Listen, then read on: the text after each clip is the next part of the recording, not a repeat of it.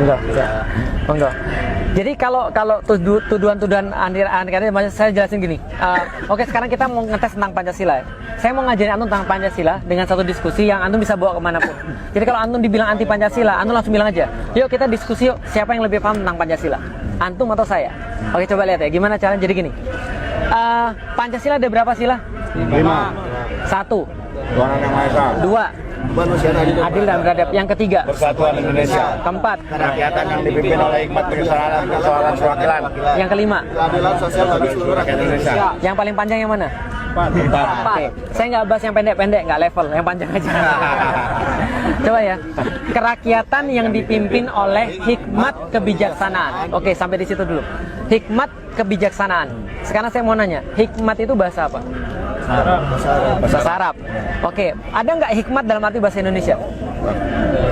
Ada nggak hikmat dalam arti bahasa Indonesia?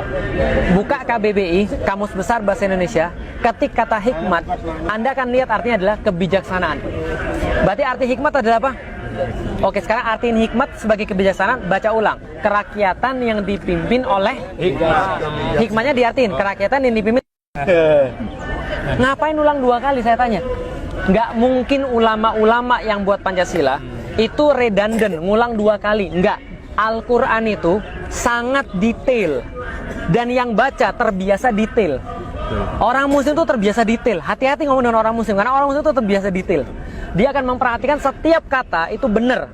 Contoh, hikmat kebijaksanaan. Nggak mungkin kebijaksanaan. Kenapa? Pasti ada maksud yang lain. Oke, kita coba lihat. Arti hikmat dalam bahasa Arab. Apa bahasa Arabnya hikmat? Wisdom dalam bahasa Inggris. Sama, kebijaksanaan juga. Berarti ada arti yang lain. Makanya para ulama pinternya adalah naruh passwordnya di kata-kata hikmat. Itu nggak mungkin bisa diartikan kalau orang nggak baca Al-Quran. Oke, coba lihat. Arti kata hikmat. Ada yang hafal surat Al-Jumu'ah ayat pertama? Sabbahalillahi mafis samawati wal ard. Bukan. Al-Malikul Quddus Azizul Hakim. Al-Malikul Quddus Azizul Hakim. Ada kata-kata Hakim. Hakim artinya adalah orang yang memiliki hikmah. Lihat baik-baik ya. Jangan bicara bahasa Indonesia dulu, karena hakim bahasa Indonesia beda. Kalau hakim bahasa Indonesia yang memutuskan perkara. Tapi ini bahasa Arab. Hakim adalah orang yang dikasih oleh Allah hikmah. Coba lihat baik-baik. Hikmah yang dikasih oleh Allah itu banyak orang dikasih hikmah. 1, Luqmanul Hakim dikasih hikmah. Yang kedua, Nabi Sulaiman dikasih hikmah. Makasih Pak. Yang ketiga, Nabi Muhammad dikasih hikmah. Dan hampir semua nabi-nabi yang lain, Yahya, Zakaria dan segala macam, dikasih hikmah oleh Allah. Kalau gitu hikmah itu apa? Hikmah adalah di dalam Islam, hikmah adalah menurut Al-Quran kemampuan yang diberikan oleh Allah Subhanahu wa Ta'ala kepada orang-orang tertentu untuk memutuskan satu perkara sesuai dengan Allah Subhanahu wa Ta'ala. Sampai di sini paham? Contoh, Sulaiman datang orang, cewek 2. Satu bilang ini anaknya, yang satu bilang ini anaknya, ibu-ibu. Maka kemudian Sulaiman bilang, dia tahu syariatnya. Tapi kalau dia terapkan syariat begitu saja, ini nggak akan beres masalahnya. Gitu kan ya? Syariatnya apa? Oke, kita bikin pengadilan. Datangkan bukti, datangkan bayinah dan segala macam. Tapi Sulaiman nggak buat begitu. Apa yang Sulaiman lakukan? Dia punya hikmah. Apa yang dia lakukan? Ya sudah, kalau gitu gini aja. Anak ini kita bagi 2, dibelah jadi 2. Ibu dapat setengah, ibu dapat setengah. Mau pilih mana Bu? Atasnya atau bawahnya? Bawahnya atau atasnya? Atau sebelah kiri atau sebelah kanan? Gimana kira-kira? Ibu mau pilih yang mana? Salah satu ibu bilang, jangan. Saya nggak mau. Jangan. Daripada dibelah anak saya, kasih dia aja yang ngurus. Sulaiman bilang, ini anaknya orang ini. Kenapa? Dia punya rohim. Sampai di sini paham? Berarti hikmah adalah apa tadi? Kemampuan untuk memutuskan satu hukum berdasarkan aturan-aturan Allah dengan cara yang paling bagus. Itu hikmah. Maka hikmah diartikan dalam bahasa Arab, hakim artinya adalah bukan hanya orang yang memiliki kebijaksanaan, tapi penguasa. Paham sampai di sini? Hakim adalah penguasa. Oke, penguasa yang memutuskan hukum berdasarkan hukum siapa? Allah. Dan menerapkannya dengan sangat baik. Berarti coba artikan sekarang. Kerakyatan yang dipimpin oleh, artiin sesuai dengan saya artiin tadi. Apa artinya? Kerakyatan yang dipimpin oleh pemimpin yang melaksanakan aturan-aturan Allah dengan cara yang paling baik, bijaksana dalam permusyawaratan perwakilan. Musyawarah bahasa Arab dan nggak mungkin diartikan kecuali dengan bahasa Al-Quran. Sekarang antum mau lebih tahu daripada ulama tentang masalah hikmah? Nggak mungkin. Antum mau lebih tahu daripada ulama tentang mengartikan tentang Pancasila? Nggak mungkin, karena mereka yang buat. Karena mereka menyisipkan password itu. Paham maksud saya sampai sekarang? Berarti kemudian mau dibuat badan apapun yang mengartikan Pancasila, tetap pada satu titik mereka akan mentok. Karena hikmah artinya adalah dalam bahasa Arab, bukan dalam bahasa Indonesia. Sekarang antum coba tanya sama orang-orang yang mengaku paling Pancasila, suruh mereka jelasin tentang hikmah kebijaksanaan. Saya yakin mereka nggak bisa. Paham sampai di sini? Itu baru yang keempat loh, sila keempat. Belum sila 1, 2, 3, dan 5. Contohnya lagi. Sila kedua apa? Kemanusiaan yang adil dan beradab. Sila pertamanya apa? Ketuhanan yang Maha Esa. Antum tahu nggak kenapa diatur seperti itu?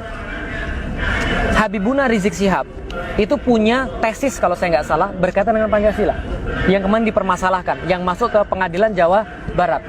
Tapi teman-teman sekalian, saya pengen kasih tahu, susunan Pancasila itu nggak seperti sekarang. Susunan Pancasila itu dulu berbeda-beda. Contoh, mohon maaf, Soekarno itu menaruh ketuhanan yang Maha Esa sebagai yang terakhir. Itu yang dipermasalahkan dalam Habibuna Rizik Syihab.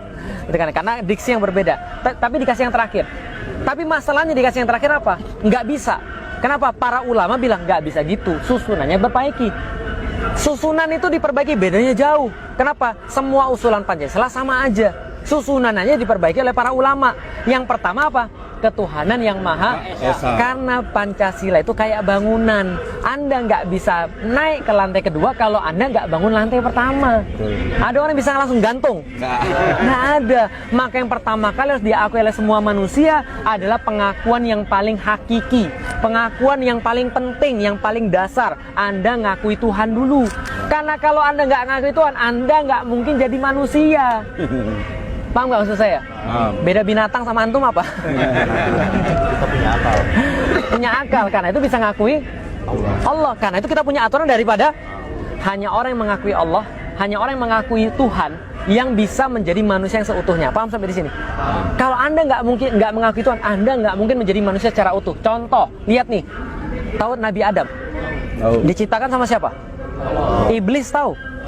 Yang dia diciptakan sama siapa? Allah. Dia jin, iblis itu. Ketika Adam diciptakan, lantas mana Allah bilang semuanya bersujud pada Adam. Fasajadu illa iblis. Maka semuanya bersujud kecuali apa yang hilang pada dia? Dia nggak ngakui Allah sebenarnya.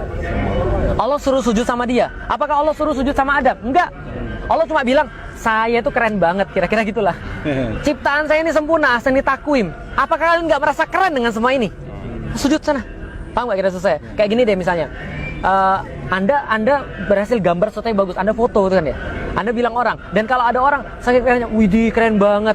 Coba lihat gini, orang yang nyetak gol di waktu-waktu terakhir Muslim, apa yang dia lakukan? Sujud syukur langsung. Orang tuh ketika mengalami sesuatu yang sangat gila nih, keren banget, dia pasti akan mau sujud. Kira-kira gitulah. Allah bilang, keren gak nih ciptaan saya? Harusnya kalian merasa keren dong, karena ini lebih keren semua daripada Anda semua. Lebih keren daripada jin, lebih keren daripada yang lain. Ini paling keren ini. Sujud dong. Yang Allah minta bukan sujud pada Adam, tapi hormati saya. Karena saya yang minta sujud.